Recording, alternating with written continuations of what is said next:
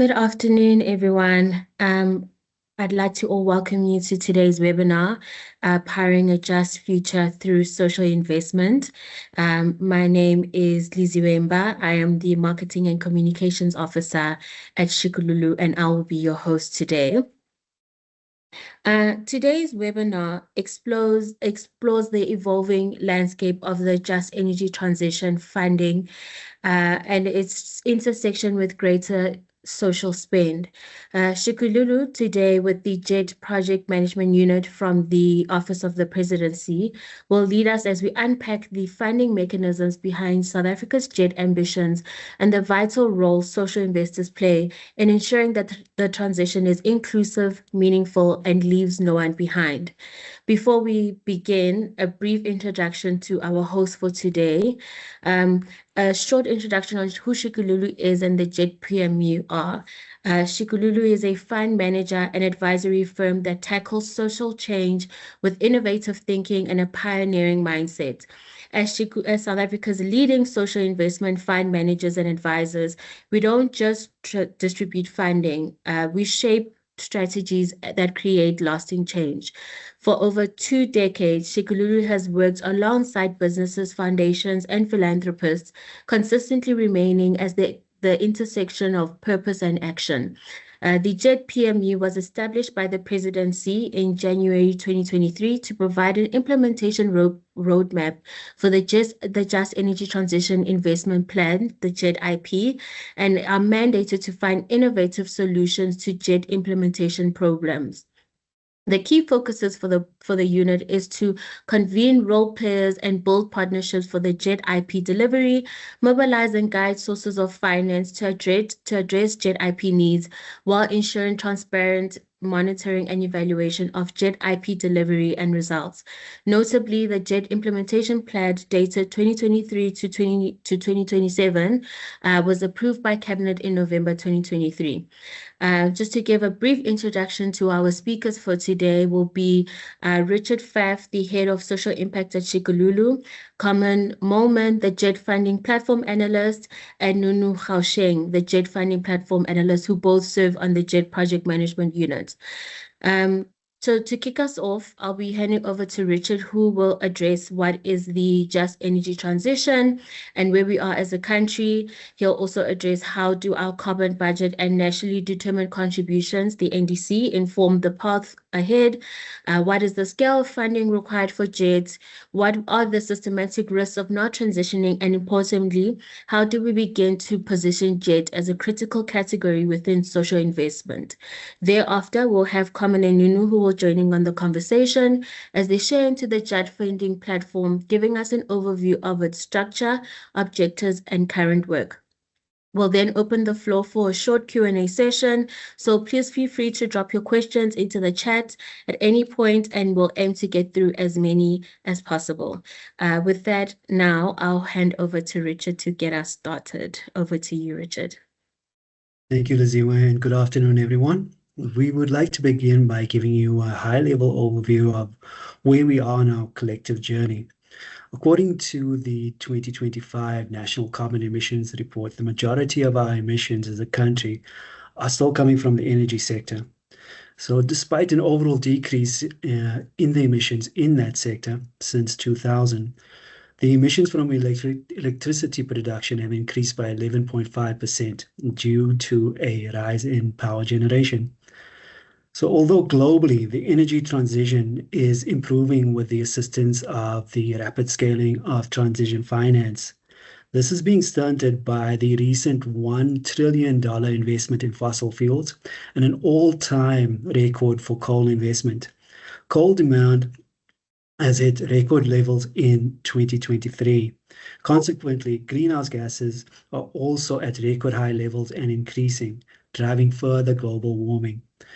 So our GDP, as you know, requires energy, implying that more fossil fuel use would be required if renewables are absent. So what this entails is that warming has accelerated in 2023 as well, to above levels of 1.5 degrees on a 12-month average. This means that the tipping point in terms of the planetary boundaries have also increased, and they have been triggered. Greenhouse gases and emissions are also breaking records, implying more warming in the pipeline. The climate impacts are increasingly being felt in terms of increased fires, floods, heat, drought. What is also happening is that there is a degradation of our natural carbon sinks. For example, deforestation, overfishing, pollution, which correlates to nature not being able to absorb carbon, which in turn will accelerate warming. In correlation, additional factors driving accelerated warming, as I said, includes forest fires. The data is showing that Earth may be much more sensitive to greenhouse gases than we think. This also means that our present climate models are understating the risks and that they are missing non-linear risks and impacts. What this means is that we are rapidly approaching catastrophic levels of global warming to beyond 2 degrees by 2050. And if we do not take additional action, the impacts on society will be tremendous. Some of the most likely impacts will be increased involuntary migration of people to countries such as South Africa, where the infrastructure and the social support systems are more resilient, and that will mean that there will be additional pressure on our already constrained social welfare and healthcare systems. What it will also mean is that there will be a decrease in our GDP on an average of perhaps 25% by 2050. This would be possible. This would be due to high levels of uncertainty, and the potential impact of interconnected risk drivers. And all major economic inputs such as capital, labor, raw materials, and energy will be impacted significantly by a complex basket of interconnected risk events. So with that summary, I'm going to pause just for a moment of reflection, just to reiterate, the situation that we are facing as a society is quite dire, thus pushing the need for us to transition to renewables and to a net zero economy in an inclusive and also just way. I'm going to pass over to my colleagues at the PMU in order to give us a broad overview of what the just energy transition is, what it implies, and what we can do as a collective in terms of turning this dire situation around. Thank you. Thank you, Richard, for that context. If we can just go to the next slide, please. The one after this, and good afternoon, everyone. My name is Nunu Masheng. I'm working on the funding platform very closely. Previous slide, please, with Carmen and the Chikululu team as our technical support partner on the funding platform. If you can just go to the previous slide, I'll just add a little bit more context as to sort of what Richard has spoke about, to really speak about the journey of the funding platform in the context of global climate commitments and South Africa's own climate commitments. I think really where everything starts is with and I'll just go very quickly just so that we can have enough time for questions. So apologies if I'm rushing. But as I mentioned, this starts very much with the Paris Agreement from 2016, where South Africa and a number of other countries committed to reduce global carbon emissions growth and peak emissions between 2025 and 2030. This led to a number of initiatives and work around how South Africa can support decarbonizing its economy leading up to COP21. This resulted in a more ambitious NDC target, which then allowed for us and enabled this pledge from the international group of partners, which was formerly included the US, but includes the UK, Germany, the EU as a bloc to pledge 8.5 billion rand to support South Africa to meet its carbon emissions reduction targets. And this is really money that has been earmarked for Eskom to support with decommissioning and upgrades to the grid. Following this, President Cyril Ramaphosa put together the Presidential Climate Finance Task Team to actually quantify what it would take for South Africa to decarbonize its economy. This resulted in the JET investment plan, which detailed the scale of need to decarbonize our economy is 1.5 trillion for our energy transition. Following the investment plan and some consultations held by the PCC, the JET PMU was established by the presidency to oversee the implementation of the investment plan. The PMU then wrote up a roadmap called the Just Energy Transition Implementation Plan, the JET IP. Everything is a JET IP at this point, which really outlined the governance timelines, different allocations to different portfolios, and sort of how we should phase the energy transition with a focus on engagement, reporting progress, finance mobilization, and learning. Part of the initiatives detailed in the implementation plan was the establishment of an operationalization of the JET funding platform. This was really born out of a call from grant funders in terms of identifying where are the credible JET projects, and also coming from communities and affected workers on the ground, noting that many of the grants that had been programmed towards the JET had not been felt by those most affected by the energy transition. And so where sort of are the tangible impacts and support to projects and communities on the ground. So it's really to channel investment towards intended constituents and to bridge that gap. If we can go to the next slide, please.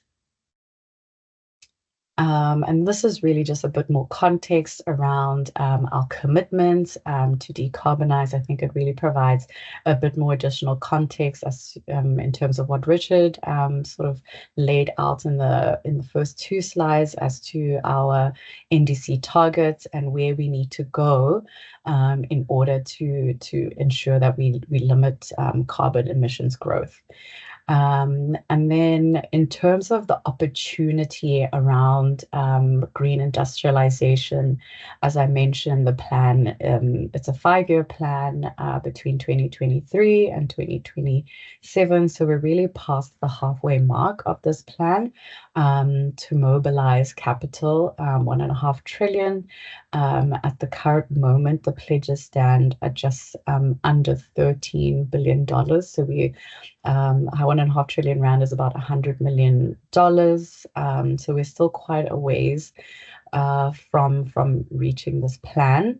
But in terms of the opportunity is, this potential to create, between 86,000 to almost 300,000 green jobs in the green economy. I believe the presentation will be shared. And yes, this is the pledge, as I mentioned. Please go to the next slide. This is an overview of our core portfolios. This is really where we see the priority sectors being according to the implementation plan. So a significant portion of the implementation plan and the investment plan is around infrastructure. And so we have the 3 core portfolios, which is around decarbonizing our electricity sector. So this is upgrading to the grid, transmission and distribution lines, coal phase out, and the transition to low carbon electricity sector, a big focus on the new energy vehicle sector, and the transition of the auto industry, as we realize, as we know, we've got a huge automotive sector and a huge potential to be one of the green auto manufacturing hubs. Around green hydrogen, this is to support the development of a competitive hydrogen sector, green hydrogen sector, which is still quite nascent. And then we have the JET portfolios, which is really around the portfolios that most affect communities and citizens alike. So this is the Mpumalanga Just Transition. As we know, this is really the coalface and the heart of the energy transition. So really supporting around economic diversification opportunities, looking at scaling up mine and water rehabilitation initiatives, and also supporting the development of green economy. Skills development is also part of our Just portfolios. Of course, ensuring that we are supporting the workforce transition and improving sort of demand-led skilling opportunities around the green economy. With a focus on, some key provinces, one of them being Mpumalanga, the Eastern Cape and the Northern Cape, and then around municipal capacity. So this is really around supporting municipalities to be able to fulfill their mandate in terms of distributing electricity, with a focus around distribution, but also how to modernize the grid, but also how to, increase and modernize the free basic electricity provisions and other additional infrastructure challenges. And then underpinned by all of this is really around fund mobilization and directing funds to the appropriate portfolios and priorities, and also our monitoring, evaluation and learning system, and also then our reporting to the public. We can go to the next slide. This slide is really an overview of our governance, of where we sit. And so the PMU was established in the presidency. We sit in the PMO, which is a project management office led by a gentleman called Rudy Dix. Some of you may be familiar with him. So we sit alongside units like Operation Vulindlela, which really focus around market reforms and red tape reduction, with our core objectives to be piloting, scaling, and finding innovative solutions to the JET, as I've mentioned, around mobilizing and guiding finance, and then our transparency around our monitoring and delivering of the implementation plan. The partners of the JET, mostly of the IPG. So we've got this group of the original IPG members, as I mentioned, the UK, France, Germany, and the EU as a bloc. And then we have also members who've become full members, like the Netherlands, and then we have this group, the Friends of the IPG, which include Canada, Denmark, Spain, and a number of other European countries. We can go upward. Next slide. And this slide is really just around our 3 key principles around the JET, and just to really emphasize the importance of some of the work that we're doing.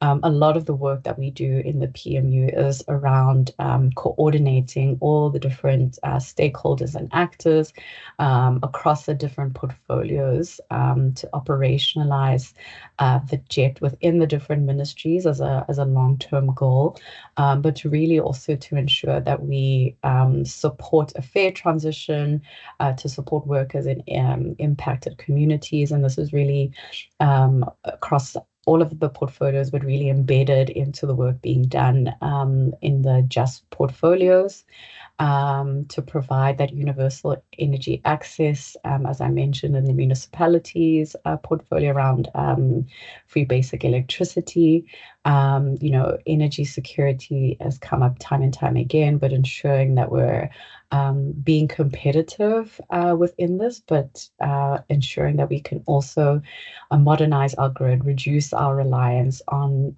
carbon intensive energy, and ensure that we stay cost competitive, right, from an energy perspective. And then around the transition is, you know, finance is a big part of this. So ensuring that we can secure, you know, fair and, you know, localized funding for our goals. And really around also supporting policy development and partnership development with all the different actors, and directing investments to regions that will be most affected by the transition. I'll hand over to Carmen to take over here to share a little bit more about the funding platform and what it is exactly that we are doing and trying to achieve through the funding platform. Thanks, Nunu. Thanks, Richard. Lovely to be here. Like Nunu said, the tone really that leads us into the funding platform, which is a special sort of initiative within the JET IP. You know, as Nunu has spelled out, the implementation of the plan is well underway, and a fair amount of the largest amount actually of the perceived sort of injection of capital will come from the private sector, and the mobilization of those numbers when we spoke about the IPG pledge and how that has grown over the last 2 years comes in a number of different forms. That pledge, most of it there's a fair amount that it comes in concessional funding, commercial funding, export credits, and then highly concessional, what they consider highly concessional funding. And then there's this components of grant funding. And so the funding platform really focuses on the grant funding components of growing sort of the pledge, but also enabling an increase in grants into the ecosystem. And largely it's about sort of aligning that sort of grant funding with priority areas to maximize impact. Historically, there was, when the IPG originally started, there was some sort of negative public sentiment around the grant funding, there was sort of very rigid policies around how to actually mobilize that. Concerns arose around control and accessibility. Many communities felt that the grant funding was not reaching local needs, or was not considering grassroots project ideas.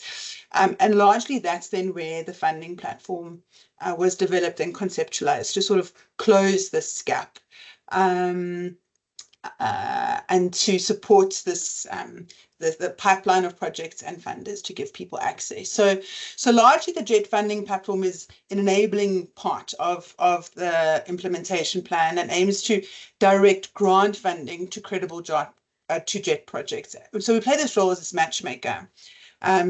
I think it's really important at this point to emphasize that we are not a fund. Lots of people think that we sit with the funding, with the grant funding. We don't sit with the grant funding. For us, largely it's about mobilizing that grant funding and directing that grant funding to credible JET projects. So to support both pipeline as well as funders being able to see the pipeline. So we have sort of a wide group of JET funders that we engage with, from our international partner group, development finance institutions, philanthropies, those are both international and local, and increasingly more important South African corporate sector through SED, CSI, and then through other forms of trusts and philanthropies to get them engaged into the JET.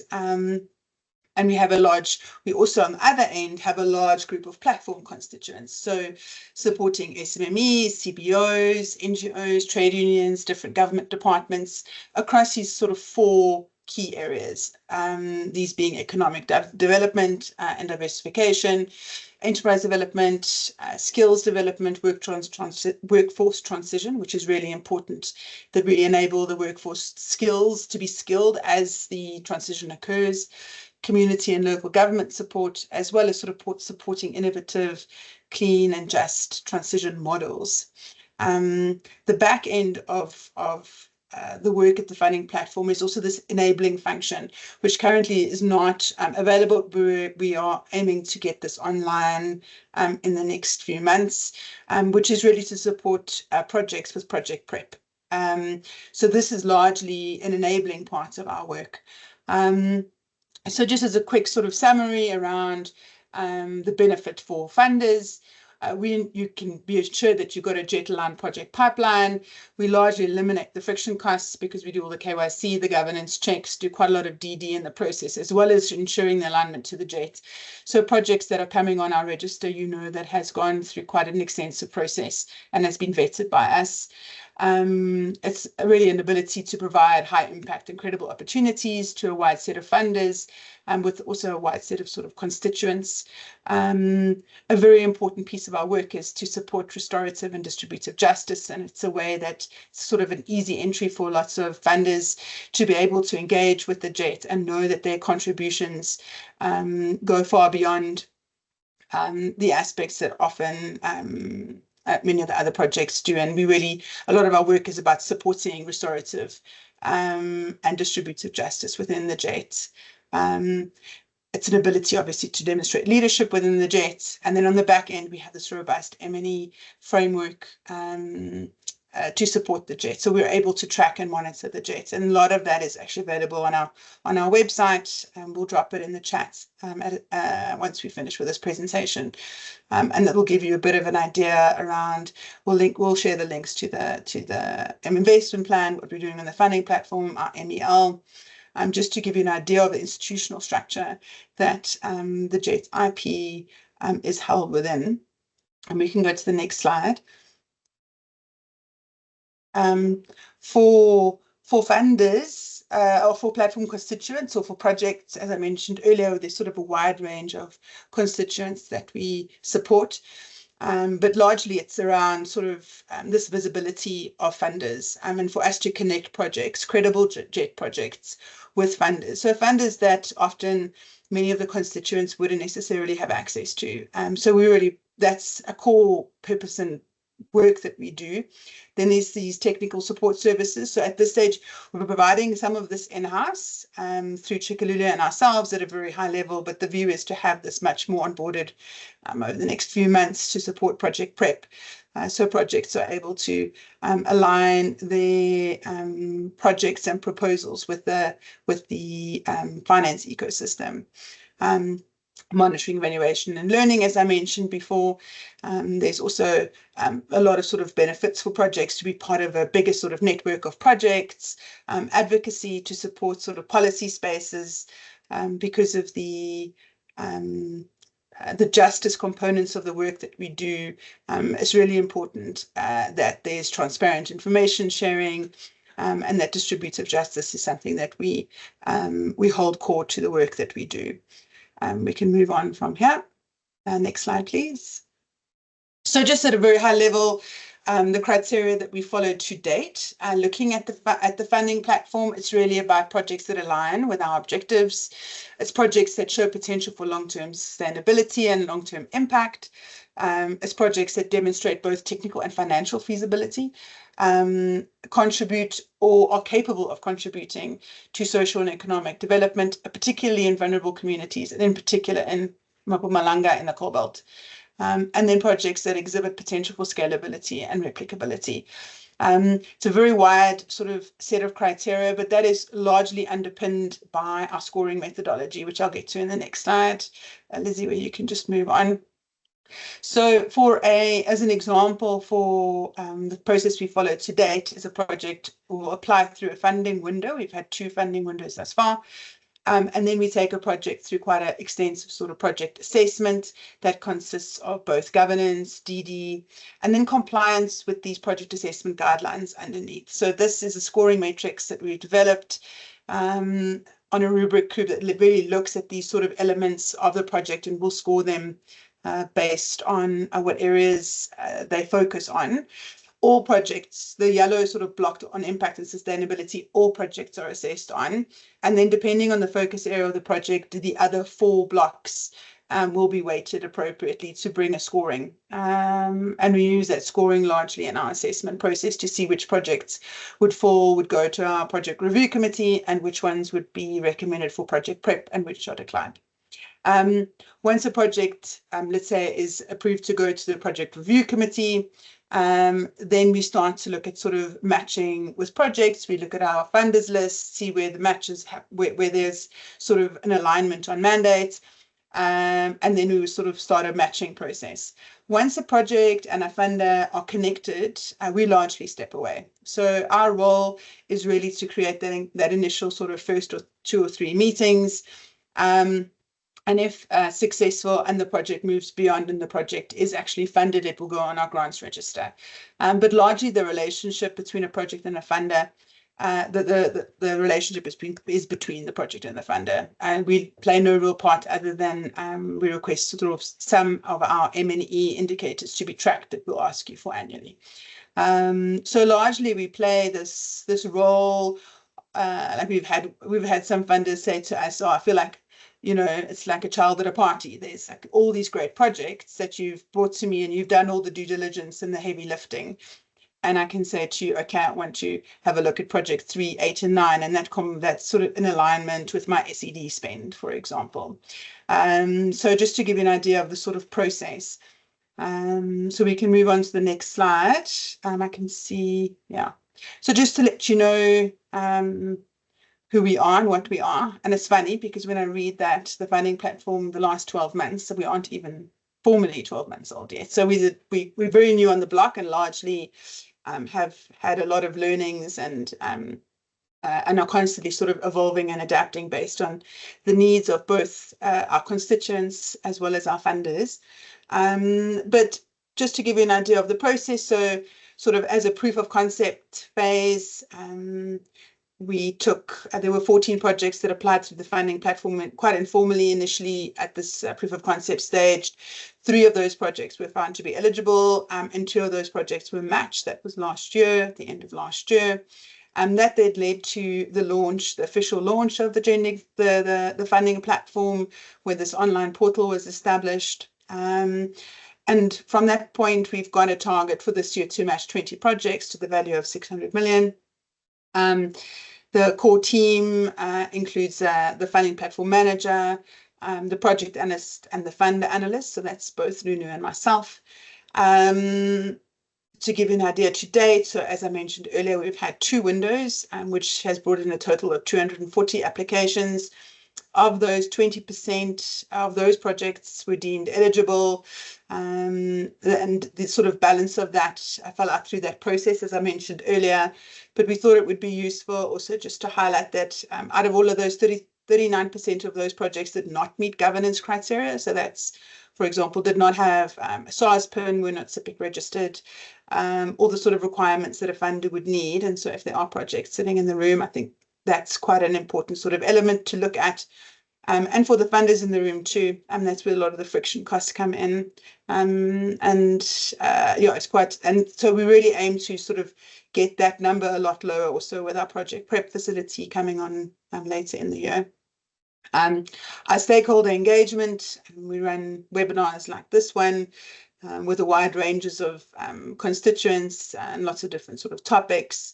And we engage with a wide range of funders, as I mentioned, both local and international philanthropy, South African corporates, South African sort of DFIs, international DFIs and MDBs. And we also engage strongly through our project management unit, stakeholder and communications team. Yeah, so maybe just on the last 2 little bits. So since we've now got 240 projects that we have to input 240 projects that have applied, and of those, the 20% that are eligible, and then a certain portion of those are now on the register. So there are just over 20 projects that are ready for matching. There are 2 projects that have been matched already. So that brings us to 53 million for this year. We still have a big target to reach to the balance of the year. And largely as part of that, we're also looking at reviewing the learnings that we've had for the last, call it 6 months on these 2 windows, We're pivoting our model slightly. We're taking a much more sort of bespoke approach to windows, much more tailored to specific needs. And so we'll be doing that for the next 3 windows. And that also largely informs our directionality on project prep. So I think we've got one more slide. Yeah, so I think I've just sort of spelled this out for you based on where we are. As a sort of summary, we could go to the next slide. So just to give you an idea, every Tuesday at 9:30 to 10:15, we do a project pitch. So where projects will go pitch to funders. So if you're a funder sitting in the room, please do reach out. I will be dropping a QR code and a link in the chat so we can put you on, we can send you these updates where you can sort of just dip your toe also into the different types of projects, get an understanding for what they are, what their sort of requests are. The more you sort of engage with our register, the more you'll see the diversity of the register to really reflect the constituents that we aim to support. We can go to the next slide, and I think we can probably leave it there. Yeah, so if you have a phone with you, if you want, please scan in the QR code and let us know if you want to be on our newsletter or add it to our funders registry. And we'll also drop the same QR code in the chat as soon as I've stopped speaking, which is now. So I'm going to, maybe we can just leave this on the screen for a minute. And I'm just going to hand over to Richard and Liziwe.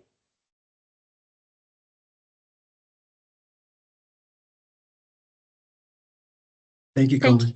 Thank you, Carmen. Richard, I don't know if you'd like to open up the floor to anyone who may have questions or maybe just want to follow up in terms of the discussions that have been had today. Yes, thank you, Liziwe. I would like to open up the floor for questions or for comments. So please go ahead. And while we are waiting, maybe I can just also provide a little bit of a summary, and maybe also just to give a little bit of an indication in terms of what we are thinking in terms of the way forward. During the assessment phase, we saw that quite a few of the potential projects needed some form of technical assistance. So for us as Chikalulu, we are also seeing this as an opportunity to contribute even more to the development of our country. So we are specifically looking towards assisting potential projects to strengthen the proposals and maybe even work with them to capacitate certain aspects of their projects in itself. So that is what we are thinking in terms of the future. We are also thinking that it's quite a necessity that the various entities that we work with, including funders, actually come together and form some sort of pooled fund in order to support these particular projects and to support development in general. So those are the 2 key future projects that we are working on, and in a way also looking to further support the PMU in terms of the future. Great. Richard, we have one question in the chat from an Adam Burrows who's asking, is there an equivalent platform for investment, equity or debt opportunities, i.e. are not grant funded?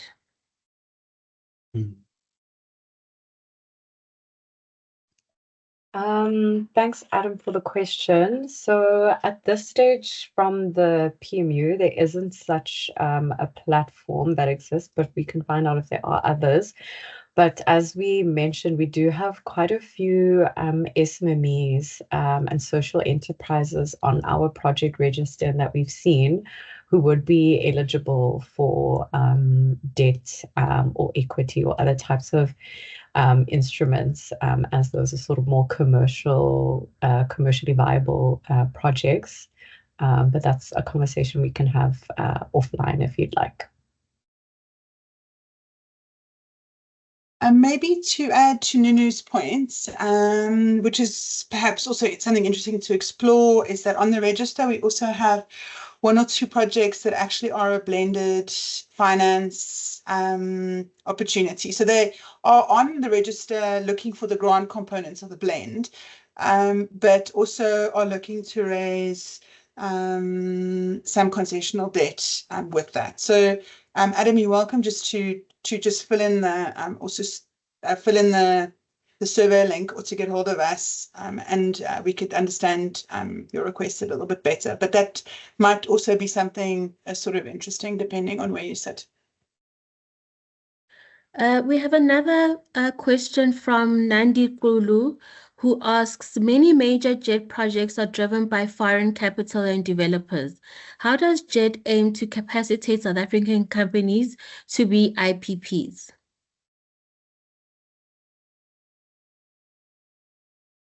Cool. Thank you for the question, and very timely. Actually, there is an event that the Ministry of Energy and Electricity is putting on, I believe it is next week or in 2 weeks' time, which is actually around IPP knowledge sharing. So there's an event I think the IPP office shared it via their LinkedIn.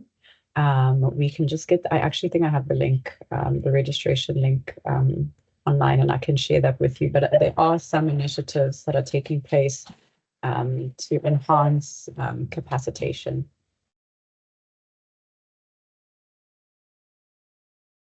A follow-up question from Nandi Kulu also says, are there formal M&E policy regulations in place that require IPPs to assess and report on the social impacts of their projects on local communities?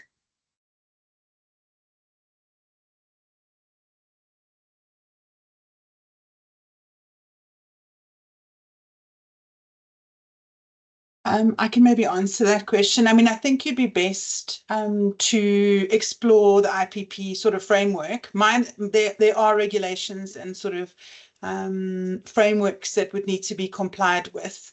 And so I would suggest going to their website to sort of detail that. I think that will give you all the clarity you need. That also being said, please also have a look. I will be putting our website into the chat in the next few seconds. Thank you, Carmen. I'm not sure if there's any other questions. For now, these are all the questions that have been asked. I don't know, Carmen and Nunu and Richard, would you like just another 2 minutes just to wrap up on discussions before we close officially?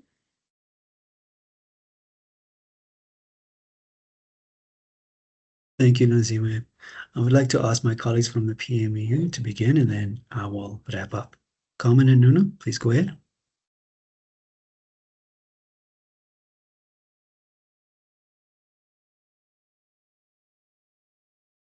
I can maybe start, and I'm sure Nunu will tie it all together. So yeah, I mean, I think the important thing is that this is a journey.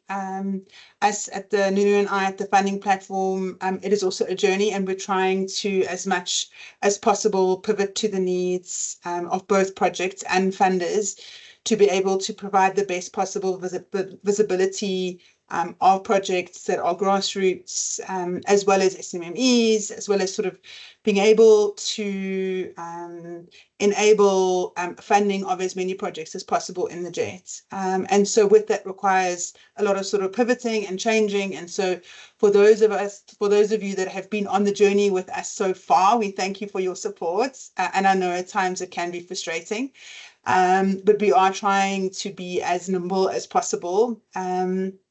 And for those of you that have not engaged with us yet, please do read. I've dropped our websites in the chats, and please reach out over the QR code.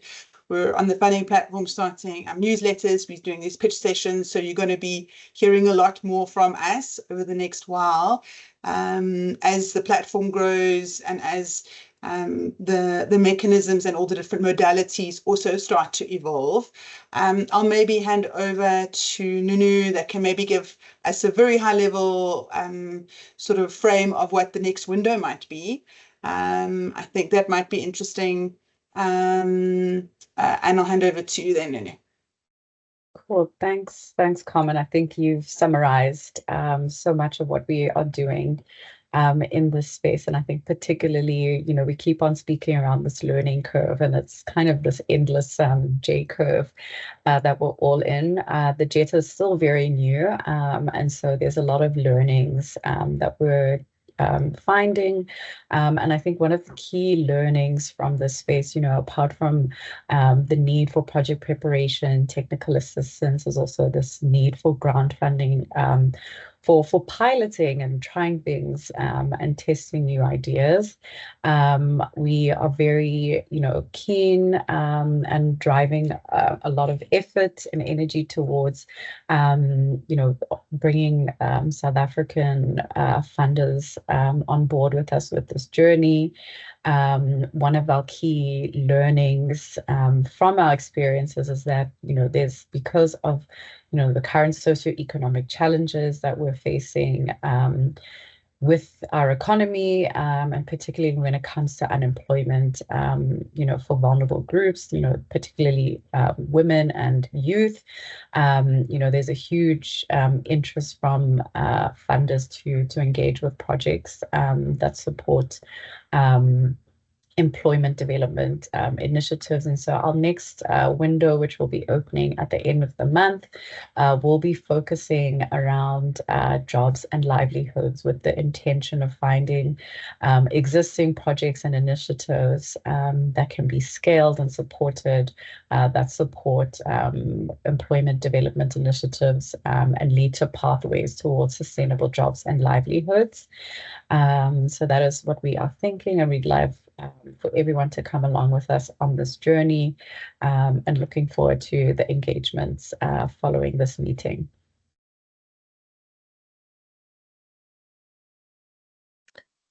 Thank you, Nunu and Carmen.